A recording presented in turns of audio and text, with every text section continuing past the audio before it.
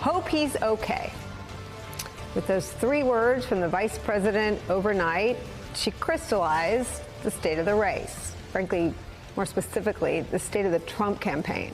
After a town hall, if we're still calling it that, we're certainly not around here, that was meandering and bizarre and uncomfortable to watch and devolved into a listening party of Donald Trump's favorite tunes. An event that for many people raises more questions about the ex-president's stability and his ability to handle anything outside of what's been planned for him inside his bubble.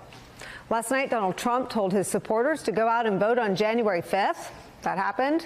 He took just a few questions from North Dakota Governor Kristi Noem of dog-killing fame in front of a pre-selected audience. And of course, it wouldn't be a Trump event without Donald Trump going on a long diatribe about the fictional character Hannibal Lecter. That all happened, and it's all bizarre enough. But the wheels actually didn't come off until 2 people in the audience fainted. Here's what Trump said in response to those medical emergencies. Would anybody else like to faint? Please raise your hand. Let's do it now. Please raise your hand. You know what we could do, though? If my guys can do it, how about we'll do a little music. Let's make this a musical fest. Oh, looky, looky. Oh, that's great. That's great. Because it's nice and cool outside, right? Yes. It's nice and cool. Why don't we do, and I mean this, if my guys can hear me, 2 things. Put up the chart, my favorite chart. My all-time favorite chart. And let's listen to Pavarotti sing Ave Maria. Because 22 days to go, that's what everybody does, right? Well, there's more. A few minutes later, Trump threw his hands in the air. No more charts. He gave up. No more questions. Watch. Let's not do any more questions. Let's just listen to music. Let's make it into a music. Who the hell wants to hear questions, right? Who the hell wants to hear questions? So here's what happens next. For the next 38 minutes after that moment that we just showed you, Trump decides to serve as a sort of DJ.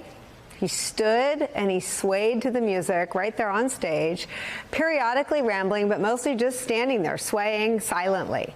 And to give you an idea of how long 39 minutes is and how long this went on for, if you were there, we're going to run it in its entirety.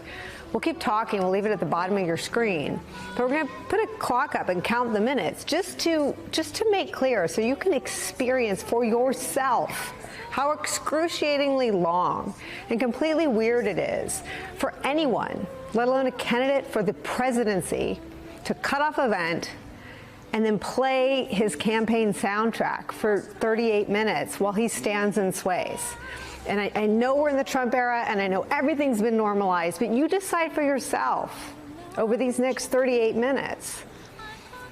If you want to use a lifeline, right? Call a friend in the Trumposphere and ask them if they think that's normal. Now, of course, there's Trump campaign spin. We'll tell you what it is. And of course, sadly, some people are buying it. Here's the spin. That this, which we're going to run for 38 minutes, was a, quote, love fest. That's what the campaign said about it. Now, keep in mind that is the same term Trump used to describe January 6th. But the campaign adds this, quote, President Trump has more energy and more stamina than anyone in politics. He's the smartest leader the country's ever seen, and he has wings and he can fly and become invisible. You can decide which part of that they didn't actually say. North Korean state TV couldn't have done this any better, this thing that happened last night, for 39 minutes with the cameras rolling. Now, despite the spin, which, again, sadly, some people have accepted and simply repeated, the questions about what's actually going on with him and his mental acuity are multiplying and seeping through a little bit. Just today, CNBC said that Donald Trump was going to come on for an interview, but he canceled. And here's what happened at what he did do today. It was a sit-down at the Economic Club of Chicago. Should Google be broken up? I just haven't gotten over something the Justice Department did yesterday, where Virginia cleaned up its voter rolls and got rid of thousands and thousands of bad votes and the Justice Department sued them that they should be allowed to put those bad votes and illegal votes back in and let the people vote. So I haven't gotten over that. A lot of people have seen that. They can't even believe it. The question is about Google, President Trump. When I ask you about Google, you talk about Virginia and voter rolls. The questioner comes back, but the question was about Google. Imagine that playing out in the sit room. Seriously. Now, from Team Harris, it's all signs of a, quote, increasingly unstable and unhinged Donald Trump, with growing questions about his stability come increasingly dangerous and extreme authoritarian outbursts, things that come out of his mouth. Last night, the Harris campaign showed up and showed some of those to us. They showed up with receipts, playing just a snippet of Trump's long history of calling anyone who opposes him an enemy of this country. Watch that. Watch his rallies. Listen to his words. He tells us who he is. And he tells us what he would do if he is elected president. So here tonight, I will show you one example of Donald Trump's worldview and intentions. Please roll the clip. The worst people are the enemies from within. The enemy from within. Those people are more dangerous, the enemy from within, than Russia and China. These people should be put in jail the way they talk about our judges and our justices. Now, if you had one really violent day, one rough hour, and I mean real rough. I think the bigger problem are the people from within. We have some very bad people. We have some sick people, radical left lunatics. And I think and it should be very easily handled by, if necessary, by National Guard, or if really necessary, by the military.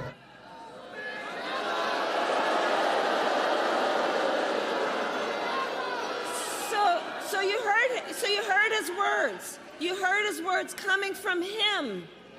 He's talking about the enemy within Pennsylvania. He's talking about the enemy within our country, Pennsylvania. He's talking about that he considers anyone who doesn't support him or who will not bend to his will an enemy of our country. Donald Trump is increasingly unstable and unhinged.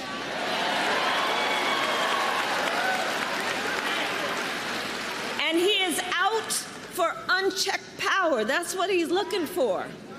He wants to send the military after American citizens.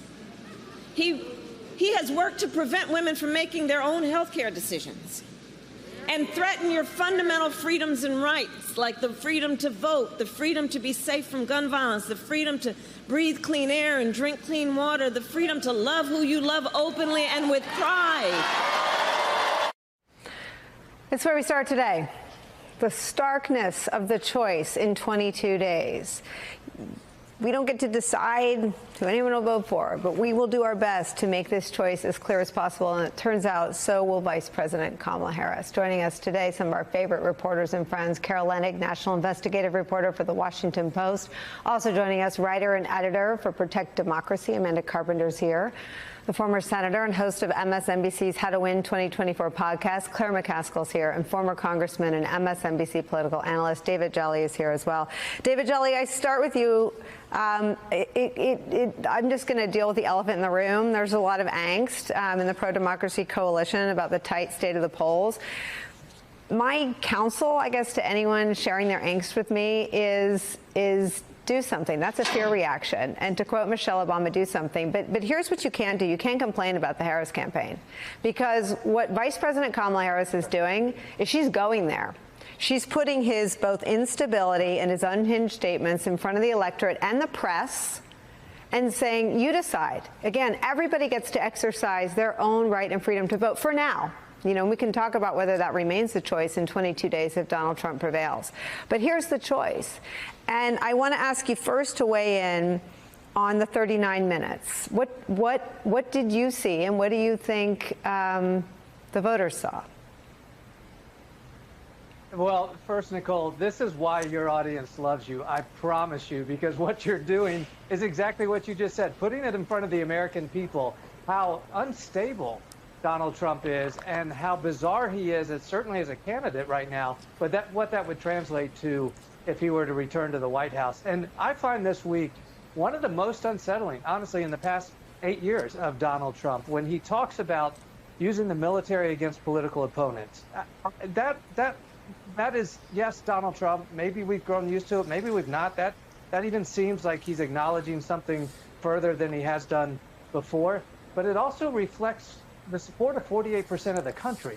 And I think what's so unsettling is it arguably reflects a deep political rot in the United States, even arguably a cultural rot.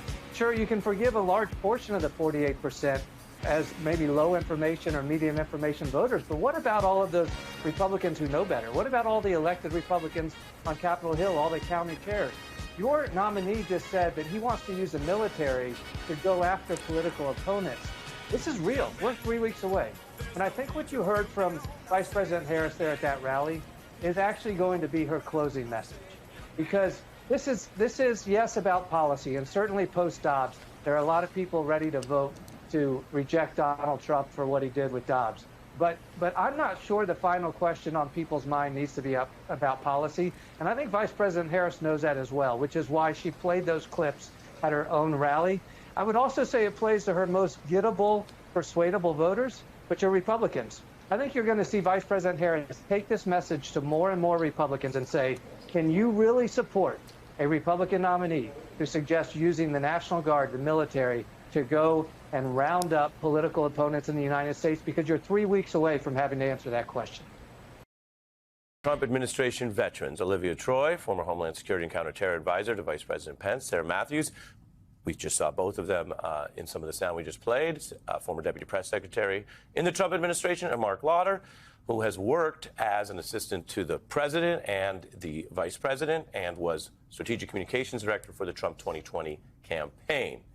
Welcome to all of you. Thanks for joining me together. Good to see you in D.C. Thanks. Yeah, I appreciate it. Olivia, let's start with you. And at this point, with what we saw last night and the contrast, why it's important to you to be advocating for Harris.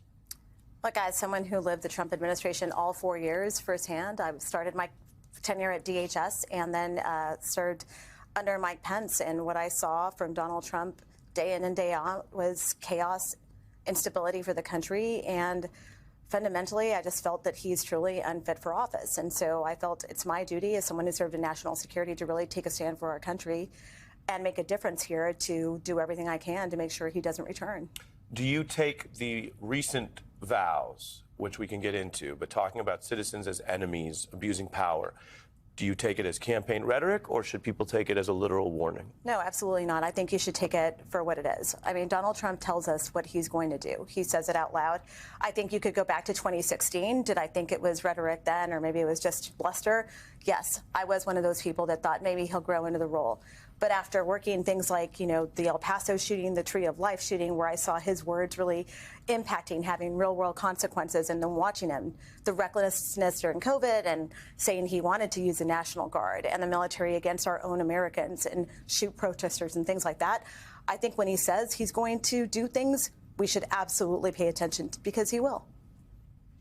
Yeah, it was important for me to speak out and endorse Kamala Harris, because I was someone who obviously worked for Donald Trump, resigned on January 6th because I saw firsthand his refusal to call off the mob that day and his refusal to this day to accept the results of the 2020 election. And then even last night, you look at that rally that he had, or town hall, and to me, that's not someone who I want being the leader of the free world and going toe-to-toe with people like Putin. I mean, he just stood up there and for 39 minutes playing music and DJing and having people clap for him, and isn't answering tough questions like the VP is. And so for me, it just shows that I don't know if he's up to the task of being president again. And I think that he's shown us that he's unfit by his actions. And I think that I'm concerned about what a second Trump term would look like. And so I knew that it was important for me to put partisanship aside and say, hey, you know what, in this election, I've never voted for a Democrat a day in my life. I still identify as a conservative, but I'm willing to put all of that aside, because I do think that Donald Trump is such a danger that I think we need to elect Kamala Harris as president. You hear your former colleagues. What are they seeing that you don't see? Well, I think their priorities are different than many others, and I respect their right to have that and to have that differing of opinion. I think when it comes from my standpoint, I look at the records. I compare this will be the first time since 1800s or the late 70s where we could actually compare the records of two presidents and two administrations, and it's night and day. Whether it's lower inflation, a secured border, a world that isn't at war, it now is under the leadership of Joe Biden and Kamala Harris. Donald Trump is out there doing the tough questions. He was answering very detailed questions today from the head of Bloomberg in front of the Chicago Economic Club. So he does all that thing, and I think the reason why this race is still close or too close to call, or I would say if you look at the polls, Donald Trump is actually leading right now. It's because Kamala Harris hasn't been able to say how she's going to do the things. And when she talks about turning the page, well, she wrote that page. Just to piggyback off of what he was saying about the event that Donald Trump participated in today, I would really encourage voters at home who are on the fence to actually watch the answers that he was giving, because they weren't substantive, in my opinion. I mean, he was asked, do you think Google should be broken up? He starts talking about voter rolls in Virginia, and then the interviewer had to be like, that wasn't the question. I'm talking about Google. And then he starts talking about how the government is rigged. I mean, he just doesn't have answers to substantive policy questions. And I often get pushed back on when I say I'm willing to set policy aside in this election and that I'm going to prioritize character in the Constitution. Oh, well, what about policy? Donald Trump doesn't have any policy answers. And I think it just shows that he isn't ready to go toe-to-toe with these types of world leaders, because I do think he's lost his fastball a bit. I mean, he just can't answer some of these basic questions. And that's concerning to me. And let me let Olivia respond to Mark, and then we'll give Mark time. And I appreciate having a civil discussion, because this is exactly what voters are thinking about. But I also have to be direct. As we all know, Donald Trump fomented the violent insurrection, which had many people who very seriously wanted to kill your boss. They wanted to murder him. They had a gallows. The Secret Service calls, the investigation showed how seriously the Secret Service took that. And just as we worry about all of the protectees, including former President Trump, because we've seen how serious the threats are out there, what do you say, Olivia, to someone who you may respect at the table as fellow citizens, former colleagues, but who hasn't changed his mind even as Donald Trump was open to having his boss killed? Yeah, I guess I just don't see the successes that you're touting. I saw nothing but instability and chaos during the first Trump administration. I'm seeing even economists come forward and say a second Donald Trump presidency would bring more inflation. It would bring more like tariffs, which were actually not good for manufacturing jobs, which he claims to tout that he's going to bring jobs back to the country. That's absolutely not what the economists and the experts are saying. And when you say that Kamala Harris isn't out there talking about what she's going to do, she absolutely is. She's out there talking about what she's going to do for the working class. She's out there talking about the, first-time home buyer credit. She's out there talking about like all these tangible policy things. But I'll say this. The difference in the contrast between Kamala Harris and Donald Trump is that she is a stable leader that is not driving anger, hate, and dangerous rhetoric that leads to events like January 6th, that leads to my former boss's life being put in danger. And look, the only reason J.D. Vance is part of this ticket is because Mike Pence is no longer there. And that's really like astounding in the history of our country that this actually happened. And I guess for me, it's shocking that any Republican, because I'm a Republican, that doesn't see the traditional values and how hypocritical it is for us to sit here and watch this play out in the Republican Party. Well, I mean, I think, it's one thing for you to care about the rhetoric that you say that put Mike Pence in danger, and yet the same rhetoric now from the people and the party that you support in Kamala Harris has led to 2 assassination attempts against Donald Trump. We have to tone it down. I'll let you finish, but there's no evidence of that. The investigations haven't determined motive, so full stop. We know the first one was much more targeted than the second one. Well, but I'm just going to say, and I'll give you time, but as the anchor here, the authorities have not determined motive. So anyone saying there was a motive determined, either direction, you seem to put it one way, is not working off what the feds, through FBI and Secret Service investigations, have yet publicized. Second, the first shooter, to the extent we have public information, was a very gun Second Amendment supporting registered Republican, which again doesn't tell us motive, but it does correct what you just said. Continue. But what we do need to do is we need to realize the rhetoric is wrong for all of this. I mean, we have political disagreements. I don't think Kamala Harris is a danger. I don't think she's a threat to democracy. So Donald Trump's rhetoric on January 6th was wrong. He said peacefully and patriotically. No, the other rhetoric, like when he posted about Pence, when he was told that his people were coming in violently, that they had weapons, and he said let them in throughout the Magatrons, and he's the sitting president. That was wrong. He said peacefully and patriotically. Everyone who I'm aware of that, but I'm asking you about another point. What I have said, and over, and I've said it to you as well, Ari. Everyone that I thought was at the ellipse that day was exercising their First Amendment right to petition their government. Yes, their perceived grievances. Hold on, but let's slow down, and then I want to get Sarah in. People who did not storm the Capitol had every First Amendment right, even to say false things. That's how free speech works. But you just talked about condemning both sides where it is. The Trump side, was that wrong? Well, he said peacefully and patriotically, and I believe when he said let him in without the mags with guns, and he said keep going after Pence when he'd been told he was endangered. What anyone who have crossed the picket line or the police line and entered the Capitol, I believe, broke the law, and they should face the weight of justice, as I've been very clear on. How do you feel about the recent news in the Jack Smith filing, where when Donald Trump was told by a White House aide that his own VP had been moved to a secure location, his response was, "So what?" We both know that the VP's family was with him that day. I mean, that breaks my heart. And even knowing from the January 6th committee hearings how we know that his detail thought that their lives were in danger. They were making goodbye calls.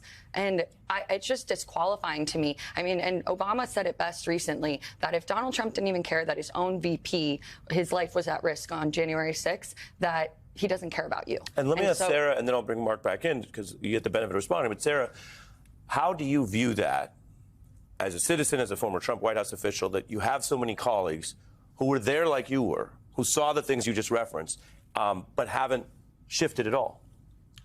Well, the thing is, it's not just colleagues, it's Republican elected officials, too. I think in the immediate aftermath of January 6th, a majority of us were united in saying that Donald Trump violated his oath of office and that we wanted to turn the page and that he no longer deserved to be the leader of the Republican Party. And then somewhere along the way, I would say that Kevin McCarthy was the beginning of it, that the scales turned a bit where people made the calculations that it was more politically advantageous to them to just not speak out. And they got scared. And in my opinion, the wrong people are scared of Donald Trump, and the wrong people are laughing at Donald Trump, because the wrong people that are scared of him are these Republican elected officials who are prioritizing their own political ambitions over speaking the truth, because we were united in the immediate aftermath of January 6th. And then the wrong people that are laughing at him are our adversaries, because guess what? They would love to see Donald Trump back in power, and they don't want someone like Kamala Harris who will be tough on them and hold them accountable. And so to me,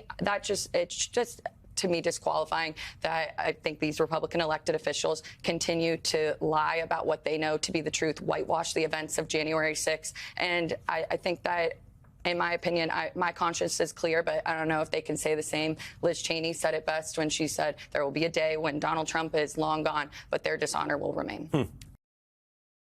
Today, Donald Trump actually faced some tough questions in the kind of real adversarial interview he's been dodging for most of the campaign, hasn't done in a month at least. I can tell you the reviews from Trump advisor Stephen Miller were glowing. Trump's Bloomberg interview with the Economic Club in Chicago is the greatest live interview any political leader or politician has done on the economy in our lifetimes, period. Wow. Got to see that. The Republican nominee sat down with Bloomberg editor-in-chief John Micklethwait, who pressed Trump on a wide range of topics, especially his economic policies. If you add up all the promises you've made, and your plans would add $7.5 trillion to the debt. That's more than twice the total for Vice President Harris. You're on course to push up debt up to 150% of GDP. This is a very business-like audience. Yeah. Why should they trust you with that? Because we're about growth. She's got no growth whatsoever, and we're all about growth. To me, the most beautiful word in the dictionary is tariff. And it's my favorite word. Tariffs also have another side.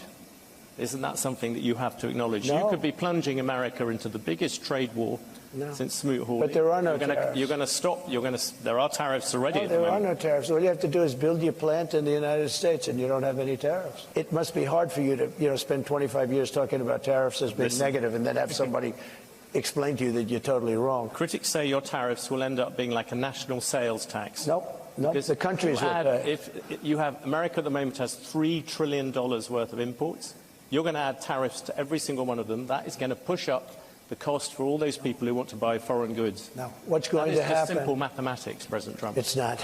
Yeah, it is, but not the way you figure it. I was always very good at mathematics.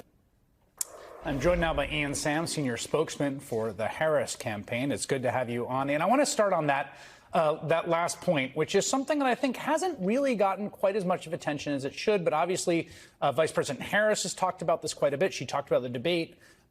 How serious do you think voters should take this promise of across-the-board tariffs of 10, 20%, 100%, 500%, 1,000% coming from the Trump campaign? They should take it really seriously. We've seen reporting just in the last month or so about how Donald Trump has the authority to even implement these without Congress. I think that for a long time there's been constraints from even some in his own party in Congress who might pull him back from doing such a damaging act, but not anymore. And I think that what strikes me about the way he talked about this today is he's trying to leave the impression that he actually cares about manufacturing in the United States and manufacturers in the United States. He doesn't. He doesn't have a real plan to actually create manufacturing jobs. He has a plan to cut taxes for people at the very top and big corporations. That's his only plan. And in fact, today, he kind of showed his hand a little bit in this weird and angry and kind of confrontational interview today where he was agitated and sort of rambling the whole time. He even showed his hand. He belittled auto workers by saying that American auto workers actually just get everything shipped to them in a box and all they do is take them out and put it together. It's a job a child could do. I mean, that just shows you how he doesn't actually care about the underlying issue here of creating good, high-paying manufacturing jobs. Vice President Harris does. She rolled out a whole plan to try to create the jobs of the future by investing in American manufacturing in the same way we've seen with the CHIPS and Science Act and other major investments in the last few years that are creating thousands of manufacturing jobs. And so, again, it's all part of Trump's sort of dangerous shtick. It would be funny if the consequences weren't so serious that this could happen and it could raise prices on so many middle-class families across the country. Yeah, one of the things they talked about, too, was immigration and prices there. I want to just play this exchange because I thought it was a good job by Mr. Micklethwaite on sort of pressing him on this. Take a listen. The Congressional Budget Office is banking on the fact that there'll be $9 trillion added to the GDP of America over the next 10 years by immigrants. You want to stop that process. For all the people who run businesses in the audience, and just focusing on the economic thing, are you prepared to say, look, it's fine to have a slightly smaller economy in exchange for having the immigration controls you Okay, want? simple answer. I want a lot of people to come into our country, but I want them to come in legally. I don't want to have murder. So you heard that applause. This is a line I've heard from voters I've talked to who say, no, I don't like people come illegally. It's fine illegally. And Trump has been sort of simultaneously saying he's going to round up 11 million people, but that he wants to expand legal immigration, although I should say he curtailed it in his first term, just to be very clear. Do you think that's a promise voters should take at face value?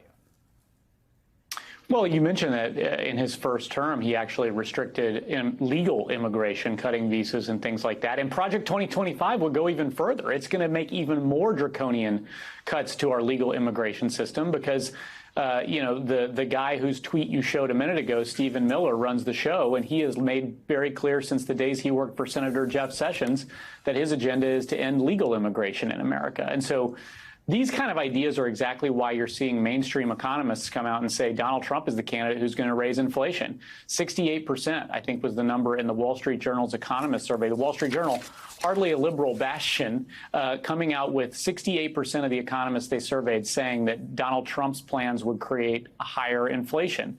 These are the consequences of his ideas. He's claiming that he would bring down costs for people, but his actual ideas would raise costs for people. In the same interview today, he complained about the interest rate cut that we saw from the Fed most recently. He's basically saying, I wish Americans were paying higher mortgage rates, higher car loan rates. That's the agenda that he is running on. Vice President Harris strongly disagrees. She thinks that we need to actually invest in the American worker, invest in the middle class, create new small businesses, and bring down costs for people. And she has actual, real, concrete plans to do it. And I think the last point I'll make on this, Donald Trump, you watch him, whether it's in his weird dance fest last night, which I think maybe would be easy to laugh at, or today in this Bloomberg interview where he thought he was doing really well but clearly wasn't. He's only talking about himself. He thinks it's all about him. He doesn't think this election is about actually helping the American people in any way, shape, or form. He thinks it's all a big show for him.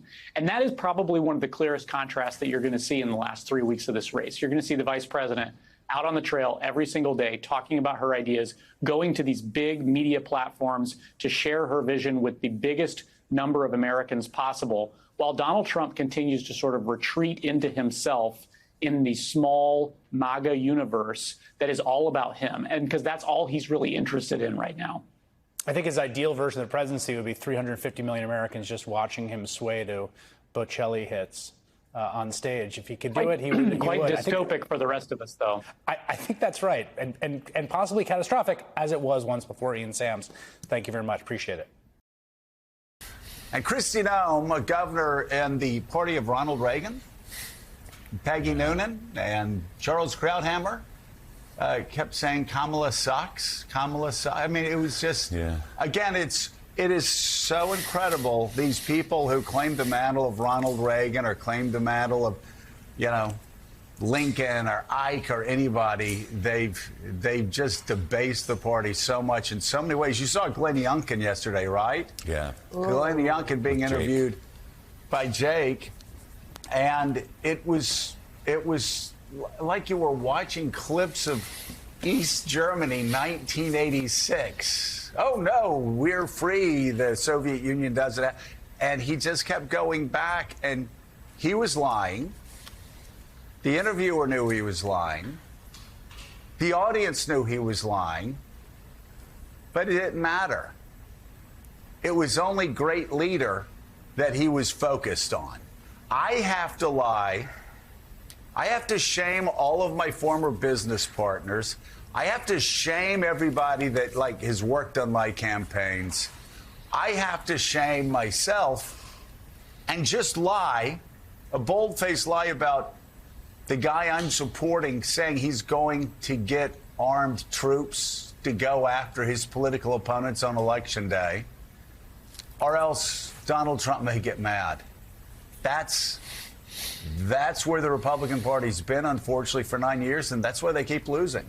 Yeah, the cultish behavior of this Republican Party was on full display yesterday from that strange rally in Pennsylvania that Donald Trump held, where the sitting governor of South Dakota, Kristi Noem, who, remember, took herself off the short list to be vice president after talking again and again about shooting her dog, kept calling him sir, sir, in this weird way and echoing whatever he said. It was just a bizarre dynamic. And then you have Glenn Youngkin, who was supposed to be just this pro-business Mitt Romney, old-school Republican, doing the same thing. Jake Tapper reading direct quotes to Governor Youngkin and say, that's not what he said. And Jake said, no, hold on. I'm literally reading his words. What is your response to those words? We'll play that in just a few minutes. So it was, again, this is where the party is now with 3 weeks to go until Election Day. And a lot of this is stylistic, but we'll also dig into some of the substance again of what Donald Trump is saying about tariffs, what he's saying about immigration, the lies he is telling to his supporters.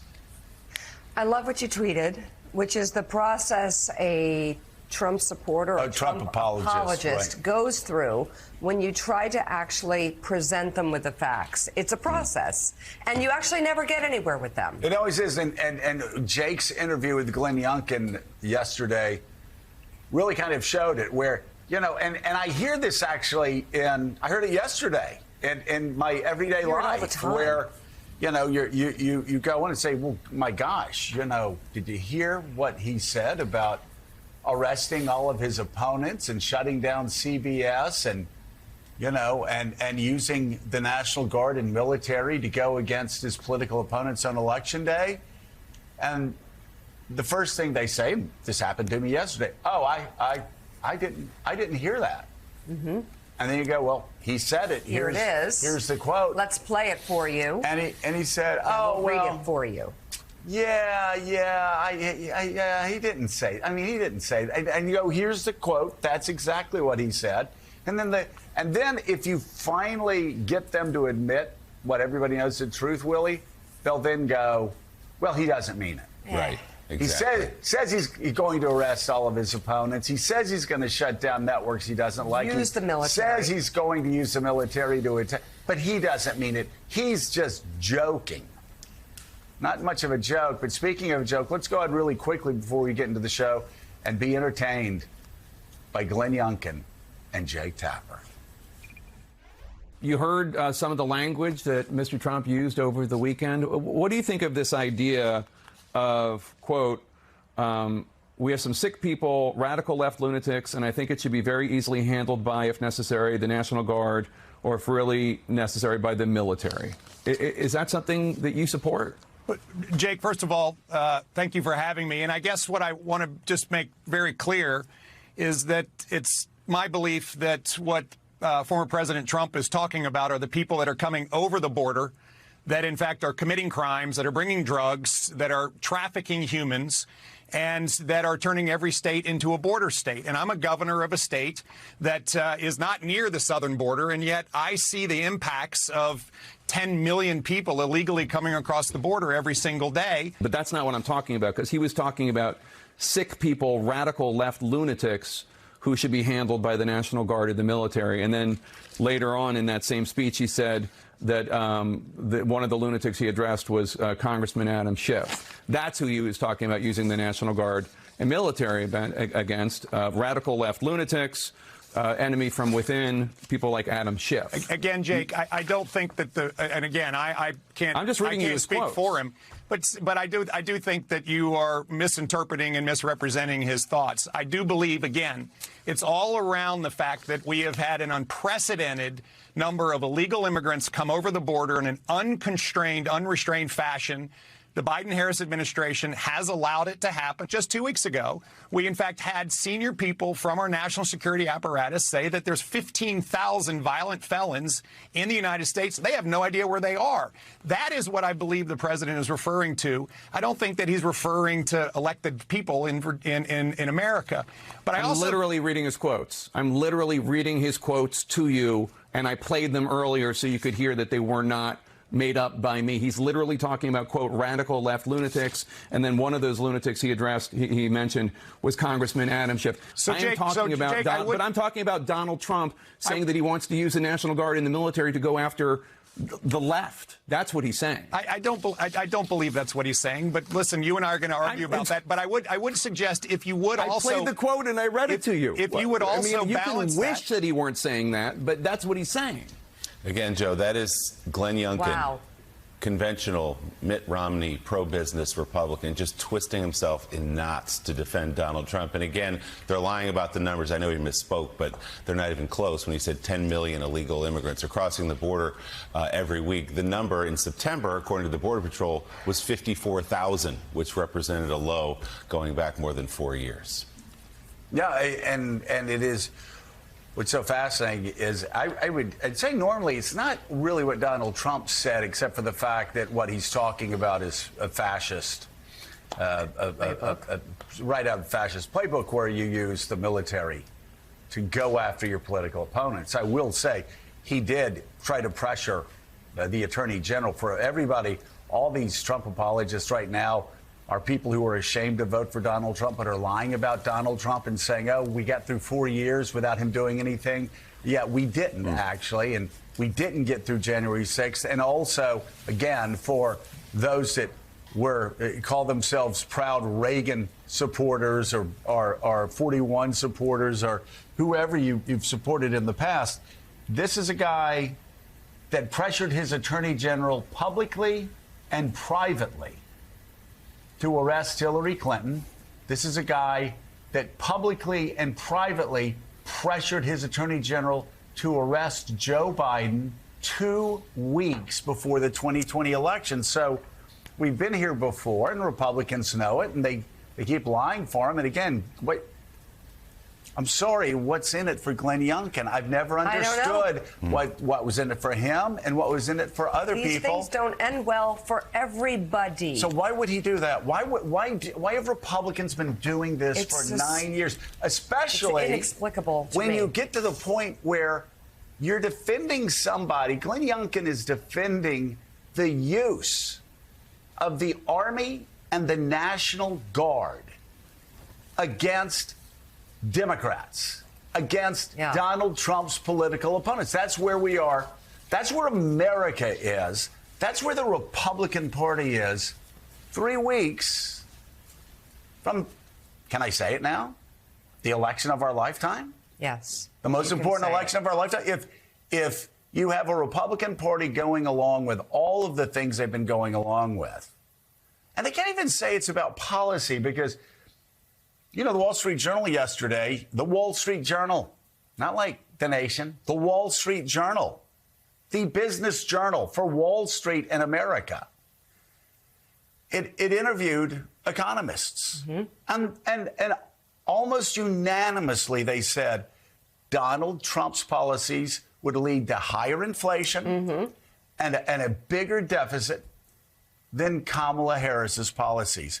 And the tariffs, they keep getting crazier and crazier, 5%, 10%, 20%. I mean, there is nothing about his policies that are good for anybody except like billionaires in Silicon Valley.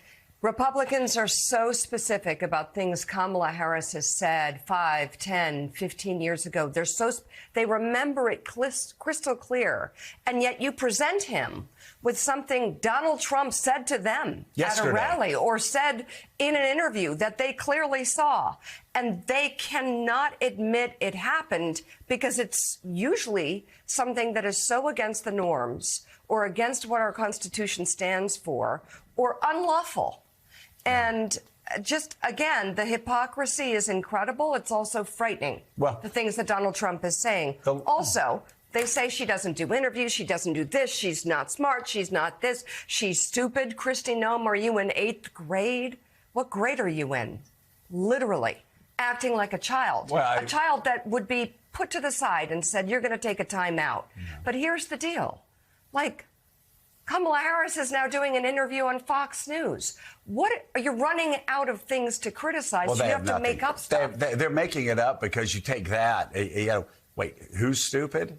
Who was beaten so badly in the debate that he refused to do a second debate with Kamala Harris on Fox News? Who is now, I mean, you know, he thinks the election's on January the 5th.